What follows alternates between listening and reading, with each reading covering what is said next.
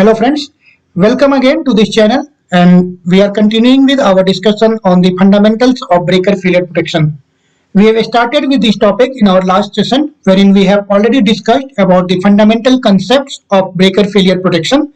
We have discussed in detail what is the meaning of backup back tripping and what is the meaning of remote backup, local backup, back trip, inter trip, etc. In the last session itself, I have told you that we will discuss about the implementation of breaker failure protection in the substation in 1.5 breaker scheme as well as in the DMT scheme. So we will discuss about these two topics in this session, and I hope that the concepts which are explained in the last session is already clear to you. And if you have watched the last session, then hopefully all the concepts are clear. If not, then you can go to the last session and watch that session, and hopefully everything will be clear. If you are new to this channel and if you like the content, then you may subscribe this channel for more such videos for more protection related concepts in future also. So now without wasting further time, let us start with today's topic, that is the implementation of breaker failure protection in substations.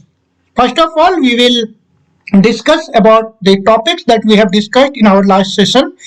We have started with the objectives of the fault uh, analysis or the protection system, wherein I have discussed that the major objectives are to isolate the fault with minimum time delay and with minimum disruption of the power system. Then there are two types of backup protection, that is remote and local backup, and I have discussed in detail what is the meaning of remote backup protection and local backup protection as well.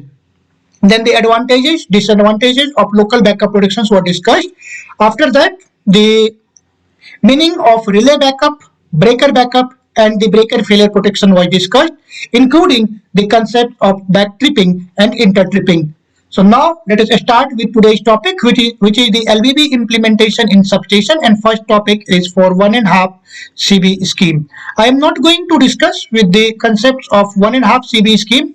I have already discussed this concept in our bus switching scheme session. So if you want any clarification on this topic, please go to the playlist and watch this bus switching scheme. Also, the same concepts are explained in the stub protection session also.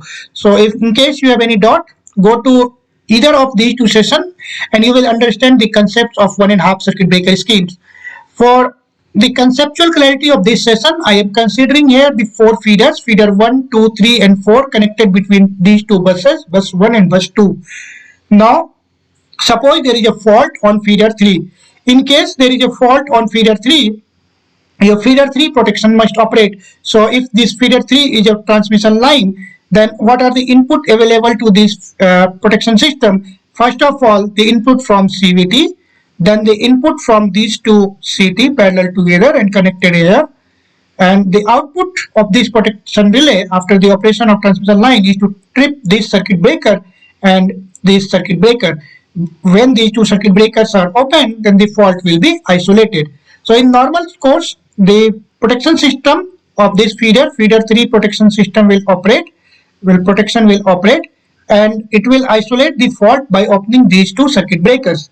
But there are chances that either one of these two circuit breakers does not open or fails to open. In that case, your fault will not be isolated. What are the conditions? Suppose this is your CB1 of main bay, and this is CB2 of tie bay. Then the conditions could be, this is CB1, CB2. The condition could be both circuit breaker open, and in that case your fault will be isolated. But there may be a condition in which either circuit breaker 1 open but circuit breaker failed to open, or circuit breaker 1 fails to open but circuit breaker 2 open. In both of these cases, fault could not be isolated. So once your fault could not be isolated, then the concept of breaker failure protection back tripping comes into picture. So suppose first case, this circuit breaker opens but this circuit breaker fails to open. Now what happens if this circuit breaker fails to open? Now this fault, it cannot be fed from this side because this circuit breaker is already in open condition. But this bus will continue to feed this fault in this way, and also if this tie breaker is in closed condition, so your fault will be fed from this second bus. also, and this feeder will also feed the fault if this tiebreaker is closed condition. So there are three paths for this fault feeding. Now, if this circuit breaker fails to open, then the LVB protection of this breaker opens, and I have already discussed in the last session. Then the back tripping of LVB protection will trip the sources which are feeding this fault, and the major source is this bus. So it will trip this bus bar, and once it trips the bus bar, that means the connected circuit breakers will be open. Once the circuit breaker is open, now this bus cannot feed the fault. Also, from this side you cannot feed the fault, this cannot feed the fault. So once this bus is tripped, your fault feeding will be stopped from local end. So at the local end, for main CB stuck condition, your bus bar tripping is required. At the same time, you want inter tripping of remote end, so you will send a direct trip signal to remote end. So this is the case of main circuit breaker LVB operation. In case of main LVB operation, bus bar will be tripped and remote direct trip will be sent. Now come to the second case, in which suppose this circuit breaker opens, but this circuit breaker now fails to open. Once this circuit breaker fails to open, what happens now is that this fault will be fed from this side as well as from this feeder. So there are two sources for feeding the fault. So the LVB protection of this tie breaker, once it operates, first of all it will trip this circuit breaker and it will send a tripping command to this remote line. So once it trips this circuit breaker and it trips this feeder, the fault isolation from local end will be stopped. Or fault feeding from local end, rather I would say, fault feeding from local end will be stopped. Also, it will send a remote tripping command to this end. This is called your inter trip or direct trip. So it will send a remote trip or inter trip or direct trip, whatever name you want to say. So it will send an inter trip, and so in case of back tripping of tie LVB, it will trip the second breaker of the same dia and it will trip the second feeder of the same dia. So this is the same thing which is written over here. For main CB LVB, it will trip the bus bar and it will send a remote direct trip if not already tripped condition. So if this feeder is not in the trip condition from remote end, it will trip a remote tripping command. And for tie CB LVB protection, it will trip the second feeder in the same dia and it will not trip bus bar, because now bus bar tripping is not required once this breaker is open. So your bus bar tripping is not required, and it will trip both side feeders only. So one feeder it will be tripping this feeder and it will be tripping this feeder. So in this way the breaker failure protection is implemented in case of 1.5 circuit breaker scheme. Now comes to DMT scheme. DMT scheme also I have discussed in the last session, not the last session, but in the bus switching scheme session and in the stop protection session also. So I am not going to discuss about the concepts of DMT scheme, but only I am going to discuss about the concepts of breaker failure. Suppose these are some feeders. Suppose the first feeder is connected to bus 1, second feeder is connected to bus 2. This bus coupler is always in the closed condition. Suppose again that this transfer bus is in the open condition and this feeder is connected to bus 2. Now suppose there is a fault on this feeder. Once there is a fault on this feeder, the protection system of this feeder will operate and it will isolate the fault. But it might happen that once the protection system operated, but this breaker fails to open. Once this breaker fails to open, then your fault will not be isolated. And now to isolate the fault, what is required is that for the LVB protection here or the breaker failure protection here, it should trip all the sources which are feeding the fault at local end. So what are the sources? First, look at this feeder. It is feeding the fault through bus 2 like this. So this is the first case. Second is this feeder. So this is feeding the fault from bus 1, then going to this your bus coupler breaker, from bus coupler to bus 2, then from bus 2 to this. So both the feeder is feeding the fault.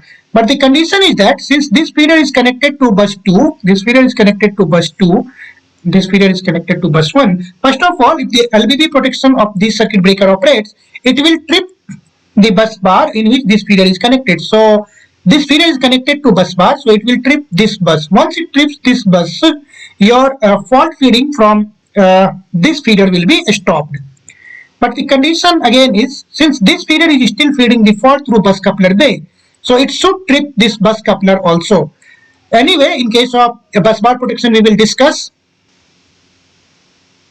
So anyway, in case of bus bar protection, we will discuss that once the bus bar protection operates, then it will trip the circuit breakers connected to the bus along with the bus coupler.